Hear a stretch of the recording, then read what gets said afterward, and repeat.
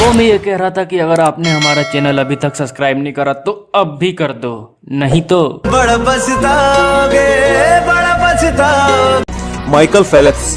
दोस्तों आपको जानकर बड़ा ही शौक लगेगा कि ये बंदा 15 की एज में ही ओलंपिक्स में कम्पीट करने आया था और अपने पहले ओलंपिक में इसे भी करारी हार का सामना करना पड़ा। इसके बाद इस बंदे ने ठान लिया कि मैं हार कर चुप नहीं बैठूंगा, इसलिए इस बंदे ने स्टार्ट किया अपने आप को प्रिपेयर करना। माइकल डेली 6 आवर्स की अपनी ट्रेनिंग करता था और कोच ने उसके लिए काफी बड़े सपने देखने वाले अपने सपनों की उड़ान अपने दम पर भरते हैं, किसी से पूछकर नहीं भरते। जब भी टूटो अकेले में टूटना, कमबख्त ये दुनिया तमाशा देखने में माहिर है। यह मौत भी बड़ी अजीब है, एक दिन मरने के लिए पूरी जिंदगी जीना पड़ता है। दूसरों को नीची नजर से वही देखता है जिसे अपनी ऊंचाई पर यकीन नहीं होता। पतझड़ हुए बिना पेड़ पर नए पत्ते नहीं आते, संघर्ष और कठिनाइयां सहे बिना अच्छे दिन नहीं। ये कहानी है दो बच्चों की जो एक गांव में रहते थे। उनमें से एक 6 साल का था और एक 10 साल का। दोनों बहुत अच्छे दोस्त थे, बिल्कुल शोले के जय और वीरू जैसे। दोनों हमेशा साथ साथ रहते, साथ साथ खेलते, साथ साथ खाते पीते, साथ साथ नहाते धोते। नहीं धोते नहीं, ये थोड़ा ज्यादा हो गया। तो एक दिन वो दोनों गांव से थोड़ा दूर निकल गए और खेलते खेलते उनमें से जो बड़ा बच्चा था 10 साल वाला, वो एक कुएं में गिर गया और जोर जोर से चीखने चिल्लाने लग गया क्योंकि उसको तैरना नहीं आता था। अब जो दूसरा बच्चा था, छोटा सा 6 साल का, उसने अपने आसपास में देखा और उसको कोई नजर नहीं आया, उसको कोई नहीं दिखा जिसको कि वो बुला सके हेल्प के लिए। और फिर उसकी नजर पड़ी एक बाल्टी पे जिसपे एक रस्सी बंधी हुई थी। उसने एक सेकंड भी वेस्ट नहीं किया, उस बाल्टी को उठा करके कुएं में फेंक दिया और अपने दोस्त को बोला कि पकड़ ले इसको।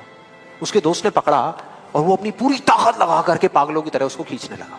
खींचता रहा, अपनी पूरी जान लगा दी उसने। छोटे से बच्चे ने, 6 साल के और 10 साल के बच्चे ने उस बाल्टी को पकड़ा हुआ था। खींचता रहा और तब तक नहीं रुका जब तक उसने अपने दोस्त को बचा नहीं लिया, जब तक वो बाहर नहीं आ गया। अब यहां तक तो ठीक था, यहां तक तो ये कहानी समझ आती है। लेकिन हुआ क्या कि जैसे ही ये दो बच्चे, जब दोनों एक हो गए, जब बाहर आए और आकर के गले मिल रहे, रो रहे और खुश हो रहे, एक तरफ से उनको डर भी लग रहा था। डर था कि अब गांव जाएंगे तो बहुत पिटाई होगी जब उनको बताएंगे कि ऐसे हम कुएं में गिर गए और ये सब चीजें हुई। लेकिन मजे की बात, ऐसा कुछ भी नहीं हुआ। वो जब गांव गए और जा करके उन्होंने अपने घर वालों को बताया, बाकी गांव वालों को बताया, तो किसी ने विश्वास नहीं किया, पूरे गांव वालों ने। और वो अपनी जगह बिल्कुल ठीक थे क्योंकि उस बच्चे में इतनी ताकत भी नहीं थी कि वो एक बाल्टी पानी से भरी हुई वो उठा सके। तो इतने बड़े बच्चे को इतनी ऊपर खींचना तो बहुत दूर की बात है। लेकिन एक आदमी था उस गांव में, उसने विश्वास कर लिया। उनको सब रहीम चाचा कहते थे, उस गांव के सबसे समझदार बुजुर्गों में से एक। और सबको लगा कि यार ये कभी झूठ नहीं बोलते, अगर ये कह रहे हैं तो जरूर कोई ना कोई बात होगी, कोई ना कोई वजह होगी जिस वजह से ऐसा कह रहे हैं। और फिर सारे गांव वाले इकट्ठे होकर के उनके पास में गए और जाकर के बोले कि देखो जी, हमें तो कुछ समझ आ नहीं रहा, आप ही बता दो कि ऐसा कैसे हो सकता है। तो उनको हंसी आ गई। वो बोले कि यार इसमें मैं क्या बताऊं, वो बच्चा बता तो रहा है उसने कैसे किया। बाल्टी को उठा करके कुएं में फेंका, उसके दोस्त ने बाल्टी को पकड़ा, उसने रस्सी को खींचा और अपने दोस्त को बचा लिया। तो आपको पता तो है उसने कैसे किया, बच्चा बता तो रहा है, इसमें मैं क्या बताऊं। तो सारे गांव वाले उनकी शक्ल देख रहे। फिर कुछ देर बाद वो बोले कि सवाल ये नहीं है कि वो छोटा सा बच्चा ये कैसे कर पाया, सवाल ये है कि वो ये क्यों कर पाया, कि उसके अंदर इतनी ताकत कहां से आई है। और बोले इसका सिर्फ एक जवाब है, सिर्फ एक, कि जिस वक्त उस बच्चे ने ये किया, उस टाइम पे उस जगह पर दूर दूर तक कोई नहीं था उस बच्चे को ये बताने वाला कि तू ये नहीं कर सकता।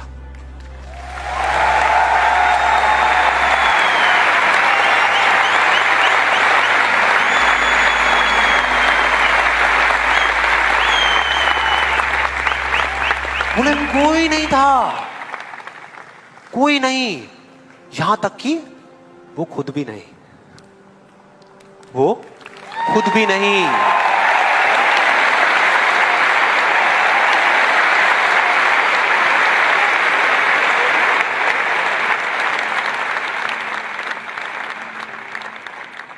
अब मैं आप लोगों से पूछता हूं कि अगर कुछ ऐसा हो जाए, अगर आपको भी उस बच्चे की तरह किसी की आवाज सुनाई ना दे जो आवाज।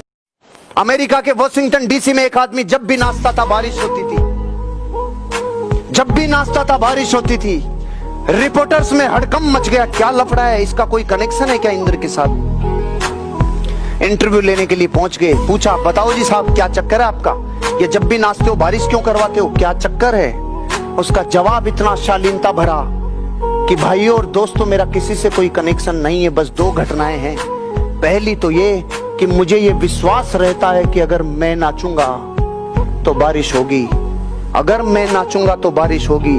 दूसरा, मैं तब तक नाचता हूं जब तक बारिश नहीं हो जाती। अपने लिए नहीं तो उनके लिए कामयाब बनो जो आपको नाकामयाब देखना चाहते हो। जब तक तुम डरते रहोगे तुम्हारी जिंदगी के फैसले कोई और लेता रहेगा। हमेशा तैयारी के साथ रहना चाहिए। मौसम और इंसान कब बदल जाए इसका कोई भरोसा नहीं। कभी मत बदलना अपने आप को औरों के हिसाब से। खुदा ने आपको भी दिया है एक लिबास आपके हिसाब से। अपने खिलाफ बातें मैं अक्सर खामोशी से सुनता हूँ, क्योंकि जवाब देने का हक मैंने वक्त को दे रखा है।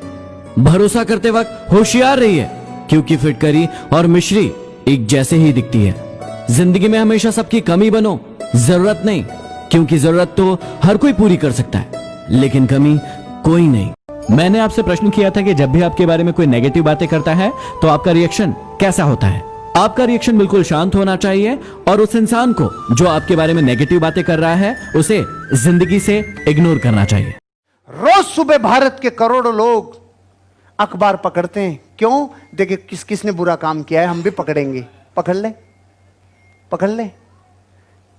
रोज लोग टीवी में हजारों लोगों को पकड़ने का प्रयास करते हैं, अब देखिए किसने क्या बुरा किया है, अब किसने क्या बुरा किया है।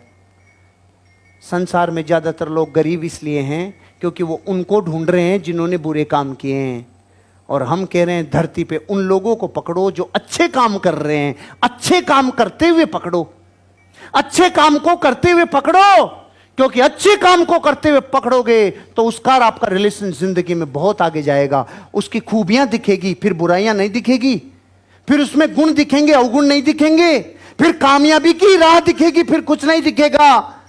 अच्छाई में निवेश करना हमेशा लाभ का सौदा रहता है। अखबार पढ़ना घाटे का सौदा, टीवी देखना घाटे का सौदा, नेगेटिव लोगों के साथ रहना घाटे का सौदा।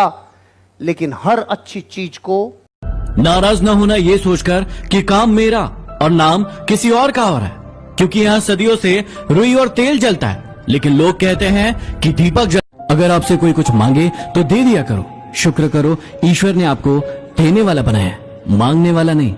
किसी की बुराई तलाश करने वाले इंसान की मिसाल उस मक्खी की तरह है जो पूरे खूबसूरत शरीर को छोड़कर सिर्फ जख्म पर ही बैठती है। सफलता आपको तभी मिलती है जब आपके सपने आपके बहानों से बड़े हो जाते हैं। इंसान सफल तब होता है जब वो दुनिया को नहीं बल्कि खुद को बदलना शुरू कर देता है। यात्रा केवल वही असंभव है जो आपने अभी तक शुरू नहीं की। जिस दिन आप उस यात्रा को शुरू कर देंगे वो यात्रा संभव हो जाएगी। कहते हैं जो चीज हमें चैलेंज नहीं करती वो चीज कभी हमें बदल भी नहीं सकती।